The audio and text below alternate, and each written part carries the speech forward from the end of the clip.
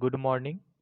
जैसा आप सभी जान रहे हैं, CSIR केस के एग्ज़ाम डेट से अनाउंस हो गए हैं। एग्ज़ाम के सिलेबस के अनुसार पेपर 2 के कुछ टॉपिक्स जैसे ethics and human interface, decision making and problem solving, management principles and practices, ये तीनों टॉपिक थोड़ा अलग हैं स्टेट PCS और SSC एग्ज़ाम सिलेबस के कंपेयर में। इसलिए मैंने सोचा कि इन सभी टॉपिक्स को कवर कर लिया जाए 5-6 लेक्चर्स में, ताकि कम से कम समय में ये टॉपिक्स आसानी से कवर हो जा सकें। If you like this initiative, do share, like, comment and subscribe to our channel. As per the notification of the CSIR case, the ethics and human interface syllabus covers essence of ethics, determinant and consequences of ethics, dimensions of ethics। ये तीनों जो हैं वो major topics हैं, बाकी जितने हैं वो माइनर टॉपिक्स हैं, उनका वेटेज कम ही रहेगा। इसीलिए हम पहले उन तीनों टॉपिक्स को कवर कर लेते हैं।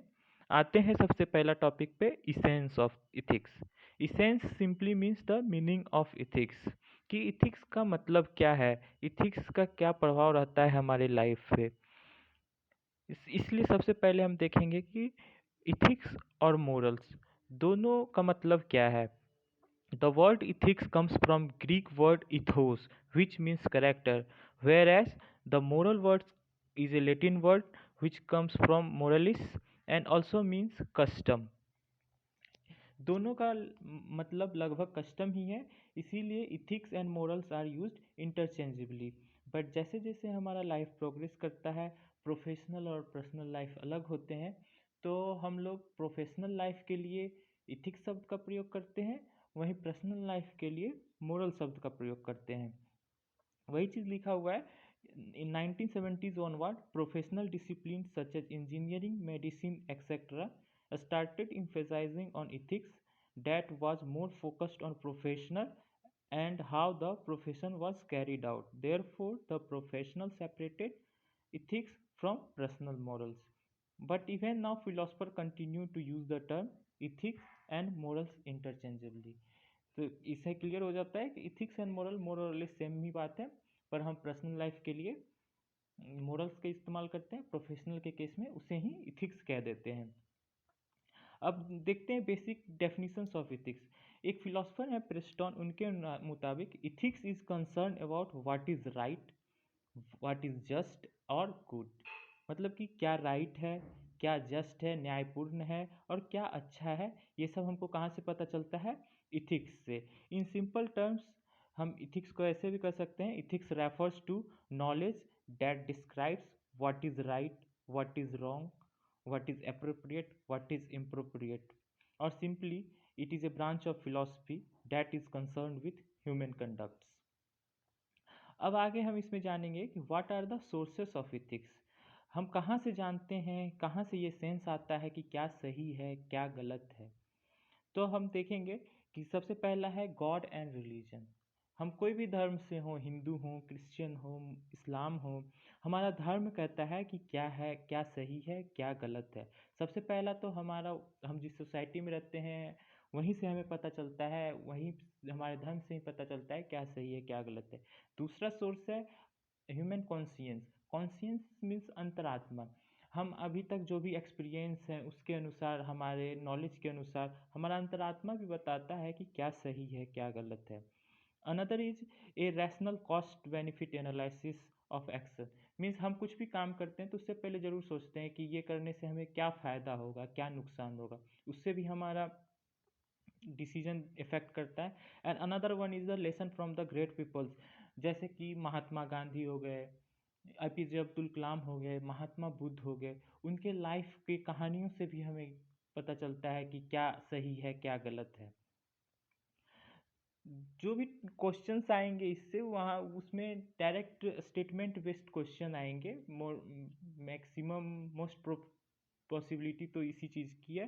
तो जैसे आ जाएंगे कि what should be the ethical action of this, like that only you can practice the questions uh, on any test series whichever is available in the market. Now coming further, ethics versus laws. Now there are some dilemma where what is ethical, what is unethical, what is legal, what is not legal. Now coming to the uh, what is ethics. Ethics develops gradually from people's awareness. Ethics are guidelines for good life or are rules of living, whereas laws are written enforced by government or a state. Laws are guidelines for conduct and imposes restrictions through punishment. दोनों दोनों चीज़ें अलग अलग हैं पर हमें बताती हैं कि हमारा एक्शन कैसा होगा। तो हमारे पास डायलेमा आ जाती हैं लीगल बट अनइथिकल। इसके लिए हम एक एग्जांपल देखेंगे जो कि लीगल है पर अनइथिकल है। हम केस ले सकते हैं कॉलोनियल एरा का, जब when slavery was not abolished. उस समय स्लेवरी एबोलिश्ड नहीं था, तो purchase of slaves are considered legal but they are not ethical at all. Whereas ethical और इलीगल का एग्जाम्पल में हम महात्मा गांधी का एग्जाम्पल देख सकते हैं। The case of Dandi march, the Dandi march was illegal as it was breaking the salt law. it was illegal, but it was ethical because it is concerning the larger good. Okay, now another dilemma is ethics versus religion.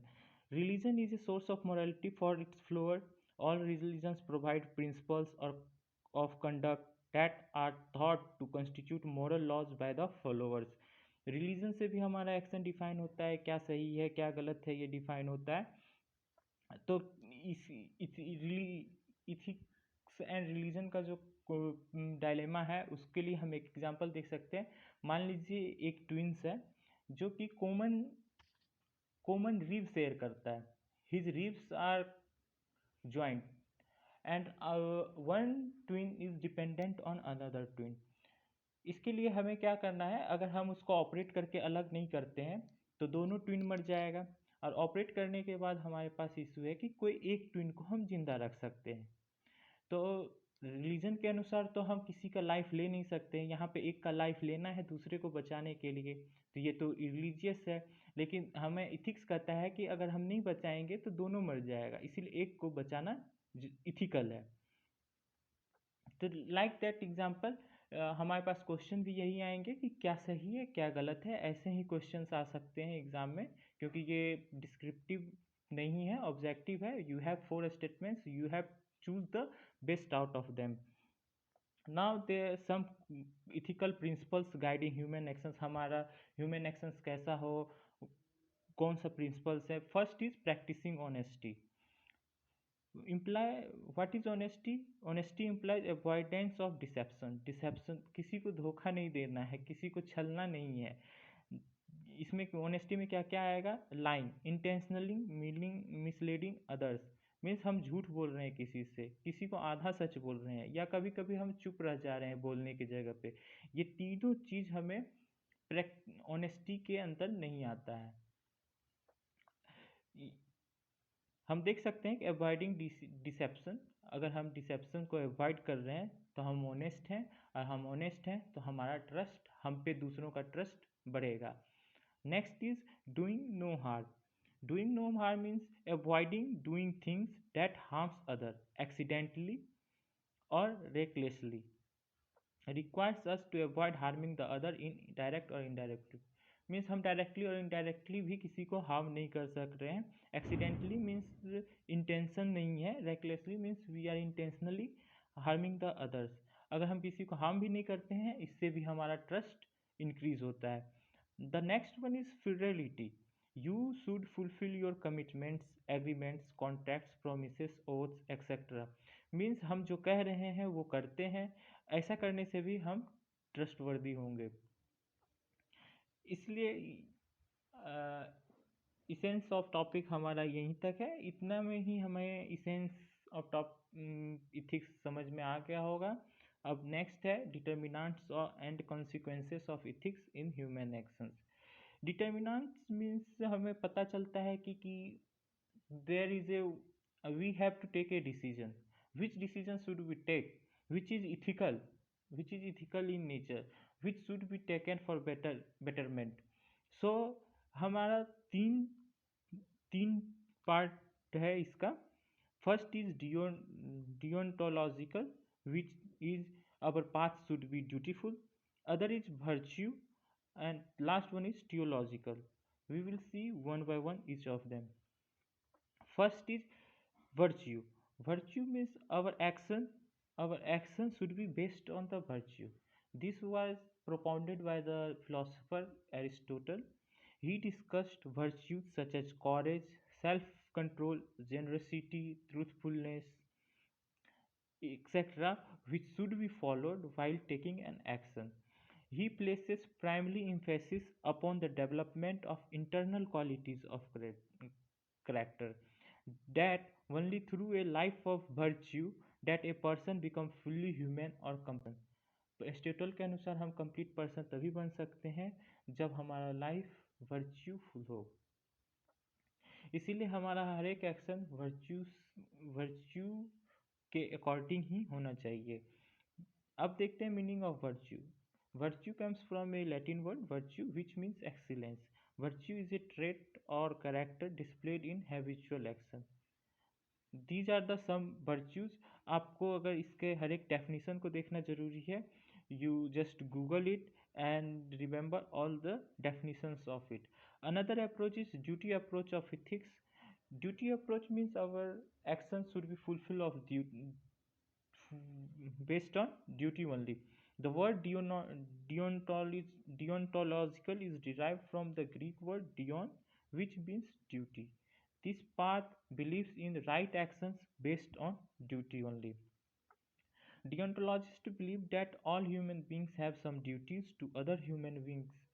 The founder of duty is based ethics was led by German philosopher Immanuel Kant. Ethical actions are those actions that could be listed as duties, like be honest, don't cause harm to others, etc. I hope you understand. The another is consequentialist theory.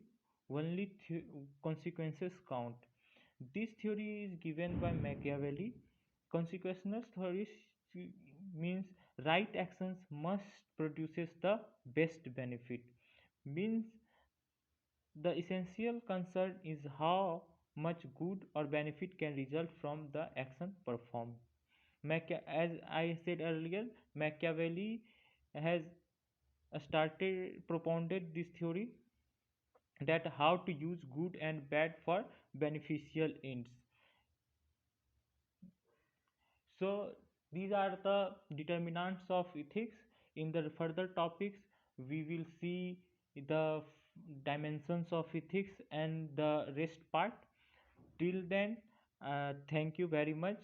I have made some mistakes in fumbling, etc. So ignore that. Thank you.